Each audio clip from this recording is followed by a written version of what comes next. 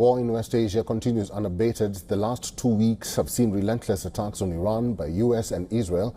While US President Donald Trump is claiming that Iran is about to surrender, thousands of Iranians, including top leaders, hit the streets today in open defiance. Trump's flip-flop on the war has continued. While he claimed that the US and Israel had won the war, he also added that they will continue to hit Iran very hard over the next week. Additionally, U.S. Secretary of War Pete Hegseth claimed yet again that Iran has no air defenses, air force and navy left. He insisted that its missile volume has reduced or has been reduced by more than 90%. Hegseth also alleged that Iran's new leader, Ayatollah Mojtaba Khamenei, is wounded and disfigured. Between our Air Force and that of the Israelis, over 15,000 enemy targets have been struck. That's well over 1,000 a day. No other combination of countries in the world can do that. So today, as we speak, we fly over the top of Iran and Tehran. Fighters and bombers all day picking targets as they choose. And that's not all. Trump believes that Iran is about to surrender. In a call with leaders of G7 nations, the president reportedly suggested that there were no officials left alive in Tehran with the power to make that decision. However, his claim does not align with a more complex ground reality.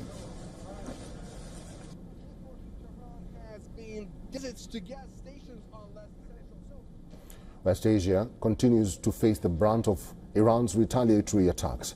The IRGC aerospace commander says Tehran fired 30 super heavy 1- and 2-ton missiles on enemy targets in the region. Iranian missiles hit Israel's commercial hub of Tel Aviv with plumes of smoke rising in the sky.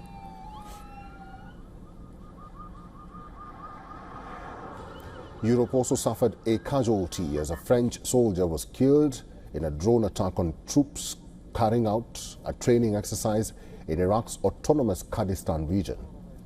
Turkey also leveled a big charge. It claimed that NATO air defenses shot down a third ballistic missile fired from Iran towards its territory. The country has warned Tehran against any more attacks. So far, Israel claims to have struck over 7,000 targets in Iran in its 2 weeks of Operation Roaring Lion, including 4,700 strikes against the Iranian missile program. In an open show of defiance, thousands of Iranians took to the streets of various cities like Tehran, Mashhad and Isfahan for the annual Quds Day, even as Israel and the US continued to bomb sites. Demonstrators chanted death to Israel and America while carrying Iranian flags and posters of the Khameneis. Even top Iranian leaders, including President Masoud Pezeshkian, Supreme National Security Council Secretary Ali Larijani and Foreign Minister Abbas Araghchi, joined the march in Tehran.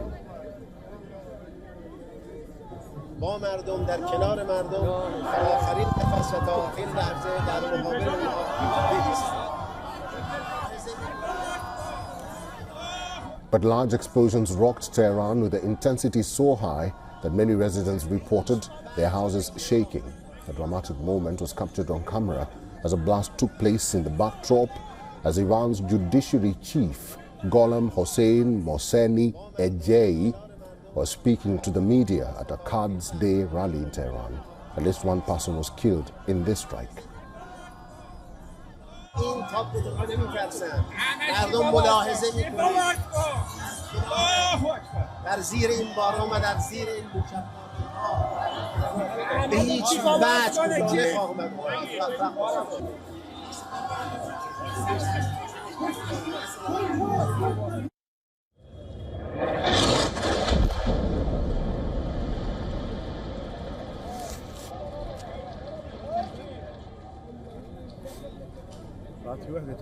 Meanwhile, Israel's strikes on Beirut continue as part of its operations against Hezbollah.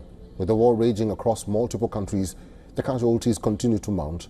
Iran's death toll has now surged over 1,340, whereas 11 U.S. military personnel have been killed till now. Israel's intensified attacks have resulted in at least 773 deaths in Lebanon so far.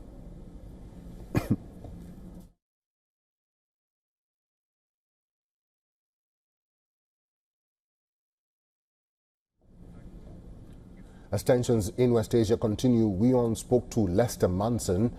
He's a senior fellow at the National Security Institute. We spoke to him about the consequences and the impact of U.S.-Israeli war on Iran. Well, it does kind of make you wonder who is generating these crowds. We know that the Iranian government is wildly unpopular with its people. There were protests across the country in the months leading up to the U.S. and Israeli attack on Iran. Those protests were against the Iranian government. All evidence indicates that the regime of the Ayatollahs is wildly unpopular.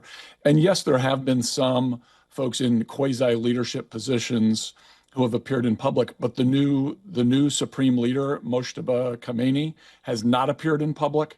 It's unclear whether he is actually alive. There's no question that the regime is under a huge amount of pressure from these military strikes that have gone directly at their command and control, their weapon systems, the Navy, the missiles, the production facilities for all of these things. Iran is trying to show that it can resist this, but I have to say, at the end of the day, it's not very effective. Their counterattacks against Arab states, Israel and the United States, have been going down in number every single day. And I don't think this is going to last much longer than a couple of weeks before Iran has virtually no ability to do anything at all.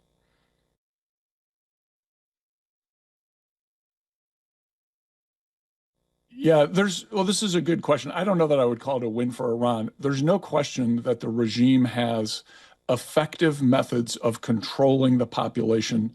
They suppress protests on a regular basis.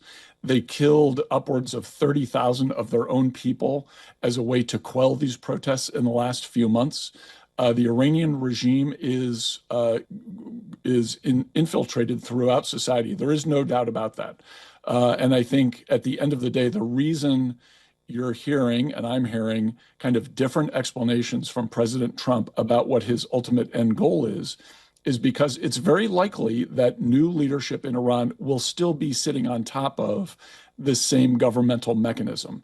And it's not that governmental mechanism that is necessarily the issue. This is why many times the Trump administration does not talk about regime change.